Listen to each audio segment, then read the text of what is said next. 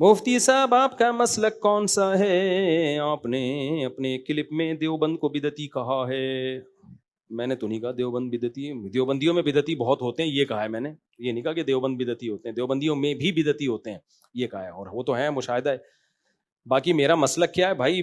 نبی صلی اللہ علیہ وسلم نے فرمایا 73 فرقے ہوں گے, ایک جنتی ہوگا, باقی 72 کیا ہوں گے؟ جہنمی. تو علماء نے کہا کہ وہ جو جنتی فرقہ ہے وہ اہل سنت والجماعت ہے. وہ کون ہے؟ اہل سنت والجماعت. کیا مطلب؟ قرآن و حدیث کی طرف تو سب اپنے آپ کو منسوب کرتے ہیں, لیکن قرآن و حدیث کی وہ تشریح جو جماعت سے مراد صحابہ سے ثابت ہو, اور سنت کا مطلب قرآن کی وہ تشریح جو نبی کی سنت سے ہو.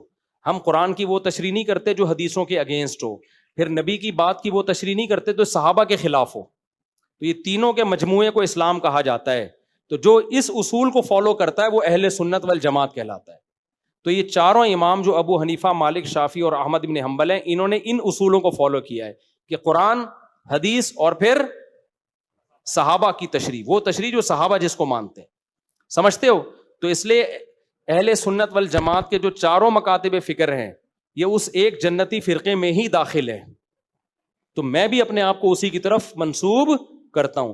پھر ان میں فروعی اختلافات ہیں جو صحابہ کے درمیان پہلے سے موجود تھے, اب وہ اختلاف حل نہیں ہو سکتے. تو اب پریکٹیکلی پھر آپ کو ایک فقہ کو فالو کرنا پڑتا ہے. سمجھ رہے ہو کہ نہیں سمجھ رہے؟ چاروں برحق ہیں چونکہ چاروں کے بیسک اصول سیم ہیں, قرآن, حدیث اور صحابہ. اب پھر صحابہ میں ہی اگر مسئلے میں اختلاف آ رہا ہے, یہ حدیثیں دونوں طرف ہیں, تو پھر ہم کیا کرتے ہیں؟ برحق سب کو سمجھتے ہیں. عمل کے لیے ابو حنیفہ کے فقہ کو, رحمہ اللہ کے فقہ کو فالو کرتے ہیں. کیوں؟ اس کی وجہ کیا ہے بھائی؟ اب تینوں بھی تو صحیح فقہ ہے نا, ان کو کیوں فالو نہیں کر رہے؟ اس کی وجوہات ہیں. نمبر ایک وقت میں آدمی ایک ہی کو فالو کر سکتا ہے. بعض لوگ کیا کر رہے ہیں, پیڑے کھانے کے لیے کیکڑا کھانا ہو تو شافی بن جاتے ہیں. سمجھ رہے ہو؟ کیکڑے کھانے کے لیے کیا بن جاتے ہیں؟ شافی. اور جب ان کو فقہ حنفی میں آسانی نظر آتی ہے تو حنفی بن جاتے ہیں. یہ طریقہ ٹھیک نہیں ہے, یہ خواہشات نفسانیہ کا اس سے دروازہ کھلتا ہے.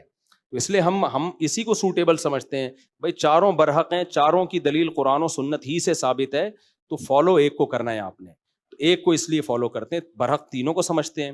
ایک وجہ. نمبر دو کہ فقہ حنفی کا انتخاب ہم نے اس لیے بھی کیا ہے کہ بر صغیر میں رائج کون سا فقہ ہے؟ ہمیشہ سے جب سے اسلام آیا فقہ حنفی کی شکل میں آیا ہے. تو آپ کیوں 1.5 اینٹ کی الگ مسجد بنا رہے ہو؟ سمجھ رہے ہو؟ جب ایک فقہ صدیوں سے یہاں آیا ہے, باقی بھی 3 برحق ہیں, تو یہ بھی تو برحق ہی ہے نا. تو اس کو فالو کرو جو صدیوں سے چلا آ رہا ہے. آپ 1.5 اینٹ کی الگ مسجد بناؤ گے, اس سے فساد پیدا ہوگا, اور فساد شریعت میں پسندیدہ کام بولو نہیں.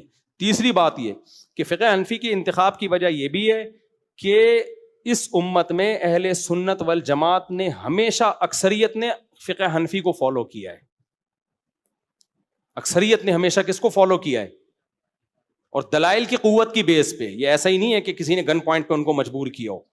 پانچویں بات یہ ہے کہ میں خود مدرسوں میں پڑھا ہوں, میں نے چاروں فقہ کے دلائل خود پڑھے ہیں, سمجھے ہیں, اہل حدیثوں کے دلائل بھی. میں یقین سے کہتا ہوں جب آپ ڈیپتھ میں جائیں گے نا, میں کسی کو برا نہیں کہہ رہا, نہ کسی کو جہنمی کہہ رہا ہوں, ہر آدمی کی اپنی ایک رائے ہوتی ہے.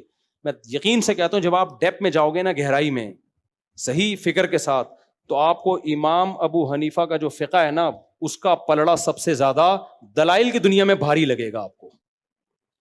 سمجھتے ہو؟ اور فقہ حنفی ابو حنیفہ کے اقوال کا نام نہیں ہے, صرف فقہ حنفی نام ہے کہ مشائخ نے تینوں کے اقوال میں سے جو راجح لگا نا دلیل کے لحاظ سے, جس پہ فتویٰ دیا گیا ہو. دیکھو ہر فقہ میں ائمہ کے اقوال ہوتے ہیں, لیکن وہ فقہ کا حصہ نہیں بنتے. جیسے فقہ شافعی میں آپ کو بہت سے اقوال امام شافعی کے نظر آئیں گے, لیکن شافعی مذہب وہ نہیں ہوگا, شافعی مذہب اس کے خلاف ہوگا, کیونکہ مشائخ نے جو شافعی فقہ کے مشائخ تھے انہوں نے فتویٰ اس کے خلاف دیا ہوگا.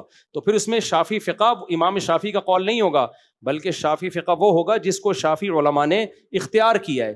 ایسے ہی فقہ حنبلی میں بھی ہوتا ہے, فقہ مالکیہ میں بھی ہوتا ہے. اب امام مالک کے نزدیک 36 رکعتیں ہیں تراویح کی, لیکن فقہ مالکیہ میں 36 نہیں ہے, فقہ مالکیہ میں 20 رکعتیں ہیں. سمجھ رہے ہیں؟ یعنی انہوں نے امام مالک کے اس قول کو نہیں لیا. تو اسی طرح فقہ حنفی میں بھی امام حنیفہ کے کچھ اقوال ہیں, لیکن وہ فقہ حنفی نہیں ہے. فقہ حنفی میں مشائخ نے ان کو رد کر دیا. تو فتویٰ جس پہ جو راجح قول ہوتا ہے اس پہ فتویٰ دیا جاتا ہے, وہ دلائل کی دنیا میں بہت مضبوط ہوتا ہے. سمجھتے ہو؟ تو میں گلگت میں مجھے کسی نے کہا تھا نا کبھی آؤ خوشبو لگا کے, میں نے قربانی میں یہ کہہ دیا کہ غریب علاقے گلگت میں وہاں بھی ہم قربانی کر رہے ہیں. تو کسی نے کہا, گلگت والے کو غصہ آ گیا, اس نے کہا ہم لوگ کیا غریب ہیں؟ حالانکہ میں نے سب کو غریب تھوڑی کہا ہے. تو اس نے کہا مفتی صاحب کبھی خوشبو لگا کے گلگت آؤ, پتہ چلے یہاں کتنے مالدار لوگ ہیں. کمنٹس میں لکھا ہوا تھا کبھی گلگت آؤ خوشبو لگا کے. تو جس کو فقہ حنفی کے دلائل کمزور لگ رہے ہیں وہ کبھی خوشبو لگا کے ہمارے پاس آئے, ہم بتائیں گے کہ جو چیز آپ کو کمزور لگ رہی ہے وہ کمزور ہے نہیں, بشرطے کہ ضدی اور ہٹ دھرم نہ ہو. وہ ضدی آدمی کا دنیا میں کوئی علاج نہیں ہے, ضدی نہ ہو, ضدی نہ ہو تو ہم اس کو بتائیں گے کہ جو چیز آپ کو کمزور لگ رہی ہے نا وہ کمزور ہے نہیں, وہ بہت مضبوط ہے. تو میرا مسلک یہ ہے اہل سنت والجماعت بس. باقی عملی طور پر میں نے فقہ حنفی کو اختیار کیا ہے, اس لیے کہ جتنے بڑے بڑے علماء ہیں یا تو فقہ شافعی کو اختیار کیا. اب جتنی بھی ہم حدیثوں کی تحقیقات کرتے ہیں ابن حجر کے محتاج ہیں سب کے سب, چاہے وہ اہل حدیث ہوں کوئی بھی ہو. جب بھی حدیث کی تحقیق ہوگی تو سب علامہ ابن حجر کے محتاج ہیں. اور علامہ ابن حجر کیا تھے؟ شافعی. اتنے بڑے علامے تھے وہ, آج کوئی بھی حدیث کی تحقیق میں ابن حجر سے مستغنی نہیں ہے. اتنے بڑے حدیث کے عالم, پھر بھی اجتہاد کا دعویٰ نہیں کیا, اپنا نیا مسلک نہیں نکالا انہوں نے. یہ نہیں کہا میں قرآن و حدیث بتاؤں گا تمہیں. کیوں؟ ان کا یہ خیال تھا بھائی میں امام شافعی سے بڑا نہیں ہوں. اتنے بڑے علامے حافظ ابن حجر, ان کو لاکھوں حدیثیں یاد تھیں اور حدیثوں کی سندوں کی ایسی بحث ہے, آپ پڑھو ابن حجر کو آپ کو پتہ چلے گا. علامہ البانی رحمہ اللہ ہوں یا شیخ احمد شاکر ہوں, شعیب الارناؤوط جو آج کل کے محققین ہیں, جتنے بھی ہیں سارے ابن حجر کے محتاج ہیں. اتنا کام کیا انہوں نے حدیث پہ. فقہ میں کس کو فالو کیا؟ امام شافعی کو. آج کمبخت کو نہ صحیح حدیث کی ڈیفینیشن آتی ہوگی کسی پاگل کو, نہ ضعیف کا پتا ہوگا, اور مجتہد ہوگا کہ میں ہوں جو قرآن حدیث سے بتاؤں گا. نہ میں شافعی کو مانتا ہوں نہ ابو حنیفہ کو, میں بتاؤں گا. میں نے بتایا تھا نا جس کو سب پتا ہوتا ہے اس کو کچھ بھی پتا نہیں ہوتا, اس کو اپنی جہالت کا بھی نہیں پتا ہوتا, اتنا بڑا جاہل ہوتا ہے وہ. تو اتنے بڑے بڑے علامہ نووی رحمۃ اللہ علیہ جو ریاض الصالحین کے مؤلف ہیں, آپ ان کو ہلکا سمجھتے ہو؟ علامہ نووی نے عربی میں شرح لکھی ہے صحیح مسلم کی, انسان پڑھتا ہے اس کی آنکھیں کھل جاتی ہیں. اتنے بڑے عالم, لیکن شافعی فقہ کو فالو کیا انہوں نے. یہ دعویٰ نہیں کیا اپنا چینل کھول کے کہ میں قرآن و حدیث کی روشنی میں خود سے تحقیق کر کے تمہیں مسئلے بتاؤں گا. انہوں نے کہا نہیں بھائی, یہ تحقیق پہلے ہو چکی ہے. تو بڑے بڑے علامے گزرے ہیں, اور یہ آج کل کے چھوٹے چھوٹے ٹچے علاموں کی ساشے, جن کو عربی عبارت پڑھنا نہیں آتی, کم بختوں کو قرآن کی آیتیں نہیں پڑھنی آتی, ترجمے غلط کر رہے ہوتے ہیں, وہ کہتے ہیں میں کسی کو نہیں مانتا, میری جو قرآن و حدیث کی تحقیق ہوگی نا میں اس کو مانتا ہوں.